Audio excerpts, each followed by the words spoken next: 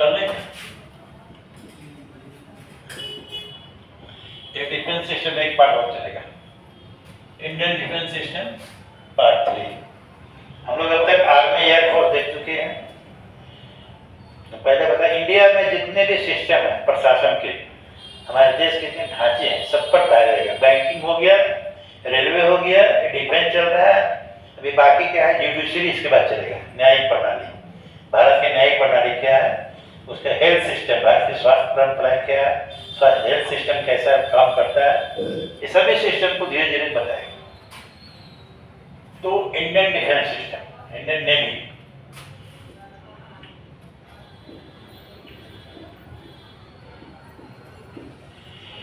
Indian navy जब हमारा देश गुलाम था, अंग्रेजों की बहुत महारत थी नेवी में।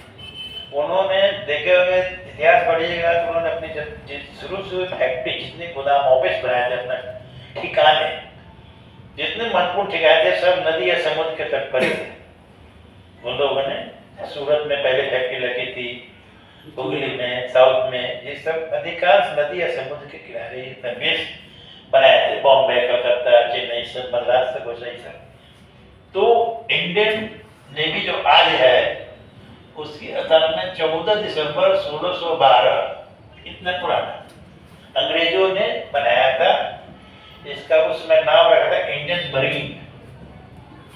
इस समय नाम रखा था इंडियन मरीन। मरीन मतलब समुद्री सैनिक होता है, इंडियन मरीन। बाद में कुछ दिनों के बाद इसका नाम बदल करके रॉयल इंडियन नेवी कर दिया गया, रॉयल इंडियन नेवी कर दिया गया। आजादी मिली तो 1950 में इसके नाम से रॉयल शब्द हटा दिया गया, सिर्फ इंडियन नेवी रह गया। ठीक है, परिवर्तन, पहले ए नाम था, उसके बाद ये हुआ, फिर बाद में आजादी के बाद 1950 में यह नाम आ गया। आज तक यही नाम है, इंडियन नेवी। अब इसके आगे बढ़ते हैं। इंडियन नेवी में 4 दिसंबर का बहुत बड़ा महत्व है। एक तो इत्तेफाक ये है कि 4 दिसंबर 1612 में इसकी विधिवत स्थापना हुई थी, शुरुआती दौर में बहुत ही छोटे स्तर पर। और उसके बाद फिर देखते हैं 4 दिसंबर 1971, जब भारत पाकिस्तान युद्ध चल रहा था बांग्लादेश वाला, तो 2 घटनाएं हुई थी इस दिन, बड़ी महत्वपूर्ण घटना।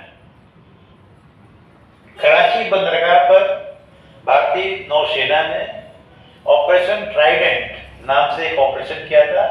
उसमें पाकिस्तानी नौसेना, कराची पाकिस्तान का सबसे बड़ा शहर है, और वहां पर आक्रमण कर सिंध प्रांत की राजधानी, पाकिस्तान में 4 प्रांत है। हम लोग के यहाँ जैसे हमको 28 प्रांत है, पाकिस्तान में सिर्फ 4 ही प्रांत है। एक वहां का है पंजाब, ये सबसे बड़ा राज्य है, उसकी राजधानी है लाहौर। उसके बाद सिंध है, उसकी राजधानी है कराची।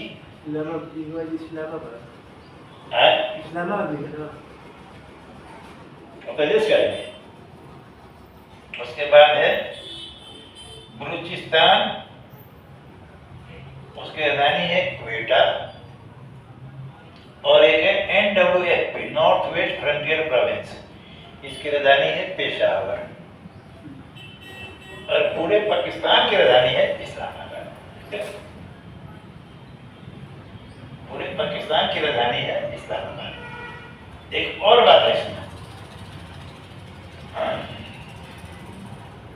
जब पाकिस्तान बना था शुरू में 1947 में, तो उसकी राजधानी कराची थी, बाद में इस्लामाबाद शिफ्ट हुआ है। शुरू में राजधानी कराची ही थी, जिन्ना कराची ही गए थे। जिन्ना का जब जीवन था बहुत दिन आगे के वर्षों में भी शुरुआती राजधानी कराची था, बाद में इस्लामाबाद हुआ है। तो इसी कराची पर, कराची सबसे बड़ा शहर भी है पाकिस्तान का, नंबर 1 शहर है। तो यहीं पर 4 दिसंबर 71 को इंडियन नेवी ने ऑपरेशन ट्राइडेंट किया था। उसी युद्ध के दौरान में ऑपरेशन ट्राइडेंट, ट्राइडेंट मतलब क्या था, त्रिशूल होता है। ट्राइडेंट किया और सबमरीन्स ने और हमारे नेवी के लोगों ने अटैक करके पाकिस्तान के बहुत सारे शिप नौसेना के साथ जहाज वगैरह गोला बारूद नष्ट कर दी कराची में हमला करके। उसके तत्काल बाद एक बार ऑपरेशन पाइथन हुआ था, उसमें भी इसको बहुत नुकसान पहुंचा था। एक घटना घटी थी कराची बंदरगाह पर पश्चिमी साइड में। आईएनएस गाजी को मार गिरा था। आईएनएस तो हो गया इंडियन नेवी। देखो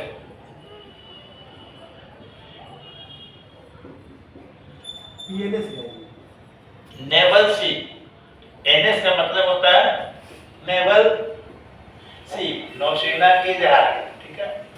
यहाँ पे नेवल सी, पी से पाकिस्तान, ठीक है।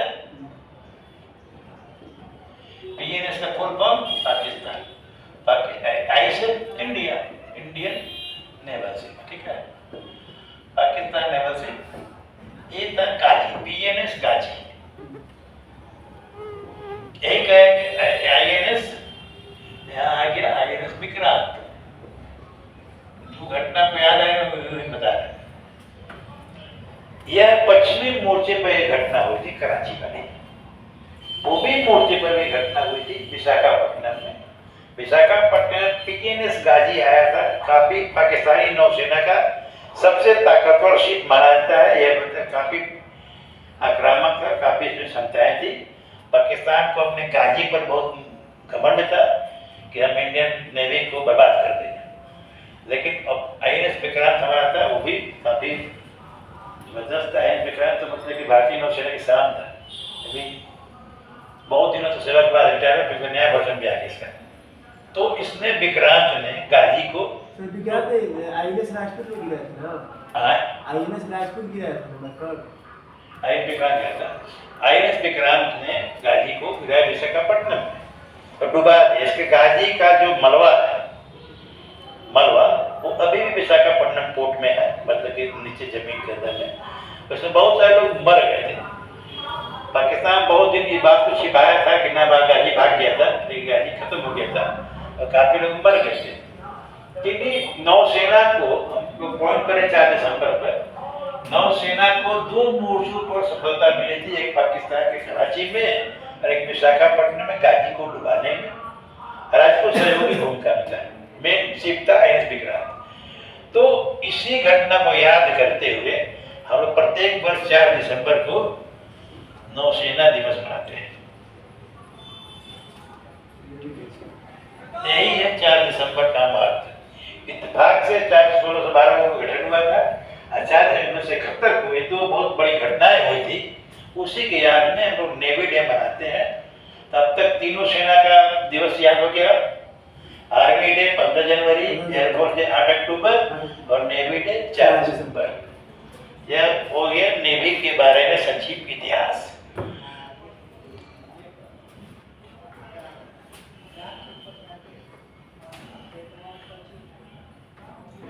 अभी और बाकी इसमें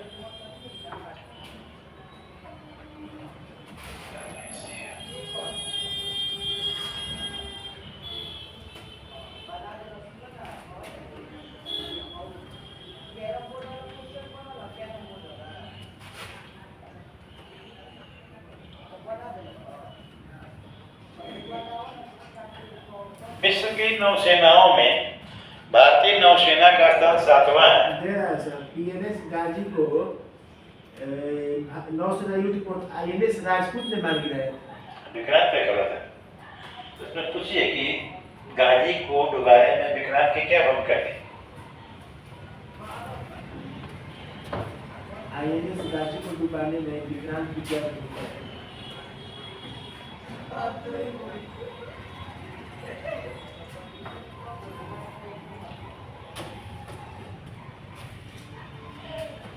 लिख रहा है सर ना। 1971 के भारत पाकिस्तान युद्ध में आईएनएस विक्रांत ने पाकिस्तान की पनडुब्बी पीएनएस गाजी को डुबाने में एक मनोवैज्ञानिक और रणनीतिक शिकारी का भूमिका निभाई। हालांकि गाजी को सीधे विक्रांत से नहीं बल्कि भारतीय नौसेना विध्वंसक आईएनएस राजपूत द्वारा विशाखापट्टनम में पास नष्ट किया गया। Supporting role INS Vikrant main ship था, उसका सपोर्टिंग रोल में थे। जो कि आईएनएस राजपूत एक बंद हुआ था। विक्रांत जो था, विक्रांत थे अभी विक्रमादित्य थे, बड़े बड़े शिप हैं हमारे एयरक्राफ्ट कैरियर में। फाइटर प्लेन भी होता है, छोटे छोटे शिप भी होते हैं, बहुत सारी चीजें उसमें समाहित होती हैं। तो मेन जो था उसी का नाम आता है, सहयोगी में ऐसे उसे सहयोगी भूमिका थी। तो हम लोग आते हैं इंडियन नेवी का। अब तक देखें कि एयरफोर्स पे आर्मी में विश्व में चौथा स्थान है भारतीय नौसेना, भारतीय सेना का, वायुसेना का। अब नौसेना का विश्व में 7वां स्थान है। इससे पहले America, Russia, China, Indonesia, Japan, south Korea, ये 7वां स्थान पर है भारतीय नौसेना हमारा। इसका पाकिस्तान 26वें स्थान पर है। इंडिया 7वें स्थान पर है, पाकिस्तान 26वें स्थान पर है। इसका आकलन कैसे होता है?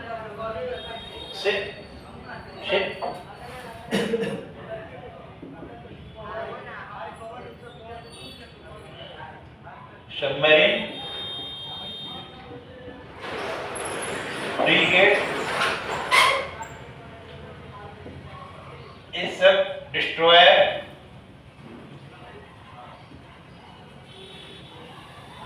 शिप तो समझ शिप क्या होता है? शिप बड़ा सा जहाज, इतना बड़ा होता है उसमें जहाज भी उतर सकता है, एरोप्लेन भी उतर सकता है, बहुत बड़े बड़े टैंक होते हैं इसके। डिस्ट्रॉयर होते हैं उससे छोटे होते हैं, या मतलब सबमरीन के रूप में भी हो सकते हैं।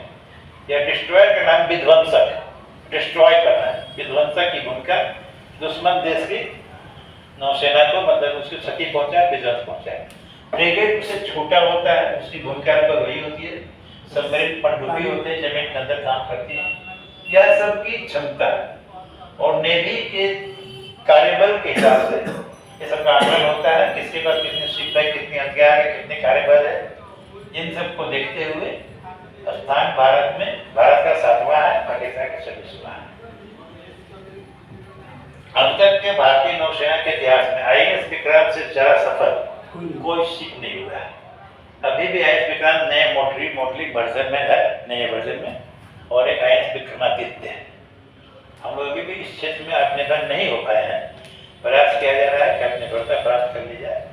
और बहुत सारे अभी नए आए हैं, आईएनएस बागशील है, आईएनएस दिल्ली श्रेणी के, कलकत्ता श्रेणी के बहुत सारे डिस्ट्रॉयर, सबमरीन वगैरह आए हुए हैं।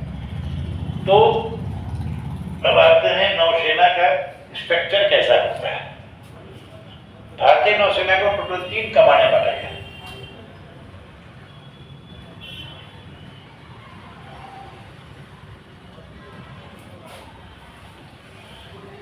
भारतीय नौसेना के टोटल 3 कमांड है। Eastern naval command,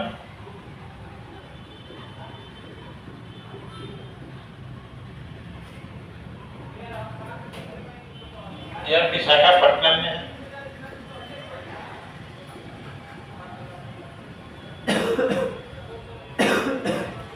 western naval command,